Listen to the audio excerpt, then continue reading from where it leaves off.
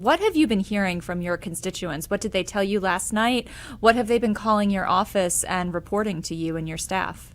So I've been getting reports, of course, of ICE in the community removing people from their homes. I've been getting reports of folks. A lot of people are just saying we want them out. There's no way we can withstand this in our community. Our families aren't safe, and it's not just about immigrant families in Minneapolis anymore because we know U.S. citizens are being targeted. We know that it's not just the people who they say they're looking for, the really bad criminals, and so people are calling in, reporting those things. People are calling in, asking how they can help. Support folks that are in need. And I think more than anything, we're all trying to understand when and how this comes to an end. And that's where I felt hopeful at earlier this week when the mayor, the governor, and the president were having conversations. And I think the removal of Greg Bovino and the installation of Tom Homan earlier this week signaled a bit of a change. But in your experience, council member, has the installation of border czar Tom Homan changed the tenor of conversations or the situation on the ground in Minneapolis?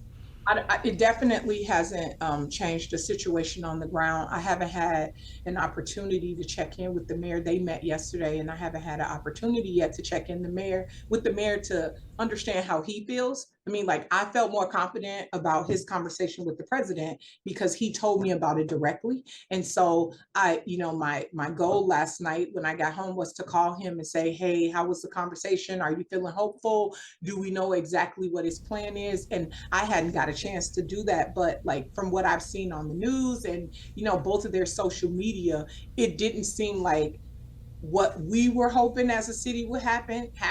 Like him coming in and saying all 3,000 agents are out is what I was hoping could possibly happen. And I know that's what the people in Minneapolis and I want to also make sure to say that Minneapolis is what gets talked about a lot, but this is in so many more communities in Minnesota. This is happening in our entire state. It's not just Minneapolis. So I hear from first tier suburbs near the area where I represent that, ICE is placed, they're out in places too, grocery stores, parking lots, those sorts of things. So I think our state wanted some relief, and I was hopeful that when the border czar came to town, that would be the conversations that he and the mayor and he and the governor were having.